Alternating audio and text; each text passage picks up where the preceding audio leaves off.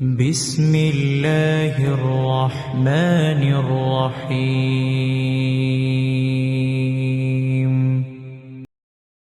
என்ன மகிழ்ச்சி எனக்கு என்று சொன்னார் பிலால். முஹம்மது ரசூலை சந்திக்க வேண்டும் என்ற ஆசை இருக்கிறதா உங்களுக்கு? அந்த அழகை, அந்த பௌர்ணமியின் வெளிச்சத்தை விடவெல்லாம் வெளிச்சத்தை, அந்த உலகத்தின் தலைவரை, நபிமார்களின் தலைவரை சந்திக்க வேண்டும் என்ற ஆசை இருக்கிறதா? ஒரே வழிதான், இந்த தூதர் சென்ற பாதையில் நடந்து செல்லுங்கள். முஹம்மது ரசூலுல்லாஹ் ஸல்லல்லாஹு அலைஹி வஸல்லம் அவர்களை அடையாளம் கொண்ட சமூகம் பொய் பேசினால், புறம் பேசினால், பிறருடைய உள்ளங்களை காயப்படுத்தினால், பிறருடைய சொத்துக்களை சூறையாடினால், அது அவர்களுடைய வழியில் மட்டும், அவர்களுடைய பண்பில் மட்டும் அது இழுக்கு கிடையாது. ஒட்டுமொத்த முஸ்லிம் சமூகத்திற்கும் முஹம்மது ரசூலுல்லாஹ் காட்டிய வழியிற்கும் அது இழுக்காக விடும். மூமின்களே, அல்லாஹ்வுடைய தூதருடைய கண்ணியத்தை நீங்கள் உயர்த்த வேண்டும் என்றால், அல்லாஹ்வுடைய தூதருடைய மதிப்பை நீங்கள் உயர்த்த வேண்டும் என்றால், உங்கள் எல்லோர்களையும் மேடைகளை போட்டுக்கொண்டு முஹம்மது ரசூலுடைய புகழை உயர்த்துங்கள் என்று நான் சொல்லவில்லை. அது அல்ல வழி.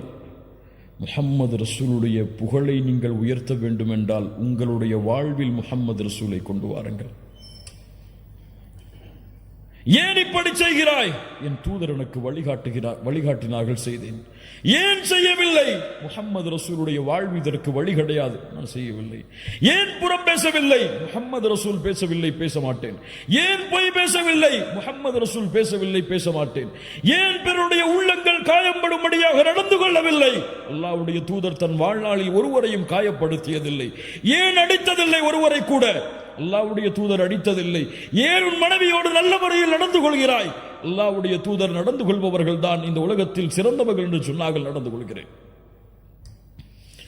உங்களுடைய வாழ்வின் முறையில் முஹம்மது ரசூலுல்லாஹ் வந்தால், அவர்களுடைய வாழ்வை நீங்கள் உயிர்ப்பித்தால், சுன்னாக்களின் மூலம் அல்லாஹ்வுடைய தூதருடைய கண்ணியத்தை இந்த உலகத்திற்கு எடுத்துச் சொல்லலாம்.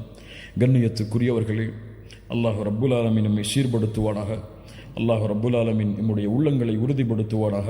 நாம் கேட்ட விஷயங்களை நம்முடைய வாழ்வில் கொண்டு வந்து செயல்படுத்துவதற்கு அல்லாஹ் அருள் செய்வானாக. நம்முடைய வாழ்க்கையை அல்லாஹ்வுடைய தூதர் முஹம்மது ரசூலுல்லாஹ் ஸல்லல்லாஹு அலைஹி வஸல்லம் அவர்கள் எந்த பாதையில் சென்றார்களோ அந்த பாதையில் பயணித்து அவர்களை நாளை மறுமையில் ஜன்னத்துல் ஃபிர்தௌஸிலே 2 கண்களால் பார்த்து அவர்களோடு வாழக்கூடிய வாழ்வை அல்லாஹ் எமக்கு மறுமையில் தருவானாக. அல்லாஹ்வுடைய தூதர் முஹம்மது ரசூலுல்லாஹ் சொன்னார்கள், என் தோழர்களை சந்திக்க நான் ஆசைப்படுகிறேன், என் சகோதரர்களை சந்திக்க நான் ஆசைப்படுகிறேன். சஹாபாக்கள் கேட்டார்கள், நாங்கள் உங்களுடைய சகோதரர்கள் இல்லையா? நீங்கள் என் தோழர்கள். என்னை பார்க்காமல் நம்பிக்கை கொண்ட அந்த மக்கள் தான் என் சகோதரர்கள். நாளை மறுமையில் ஹவுதுல் கௌசரில் அவர்களுக்காக நான் காத்து கொண்டிருப்பேன் என்று முஹம்மது ரசூலுல்லாஹ் ஸல்லல்லாஹு அலைஹி வஸல்லம் சொன்னார்கள். அந்த தூதருடைய வழியை பின்பற்றி நாளை ஹவுதில் முஹம்மது ரசூலை சந்தித்து ஹவுதுடைய தடாகத்தில் அவர்களுடைய கரங்களால் தண்ணீர் அருந்தி நாளை மறுமையில் அவர்களோடு வாழ்வதற்கல்ல அருள் செய்வானாக. இந்த உலகத்தில் அழைப்பு பணியின் எல்லா வாசலும் அழைக்கப்படலாம். உங்களுக்கு இஸ்லாமை பற்றி பேசக்கூடாது என்று தடை விதிக்கப்படலாம்.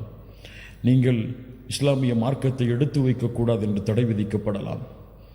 ஆனால் ஒரு வாசலை மட்டும், இந்த ஒரு வாசலின் வழியாக செய்யக்கூடிய அழைப்பு பணியை மட்டும் யாராலும் தடுக்க முடியாது. உங்களுடைய குணத்தின், உங்களுடைய பண்பின் மூலமாக நீங்கள் செய்யக்கூடிய அழைப்பு பணி, இதில்தான் உண்மையான வெற்றி இருக்கிறது. இந்தியாவில் வாழக்கூடிய நாமெல்லாம் முஸ்லிம்களாக மாறினோம் என்றால், அன்றைய காலத்தில் வந்த சஹாபி அரபுகள், அதற்கு பின்னால் வந்த அரபுகள் இஸ்லாமிய மார்க்கத்தை போதித்து கிடையாது, அல்லாஹ்வை பற்றியோ தூதரை பற்றியோ விளக்கி கிடையாது.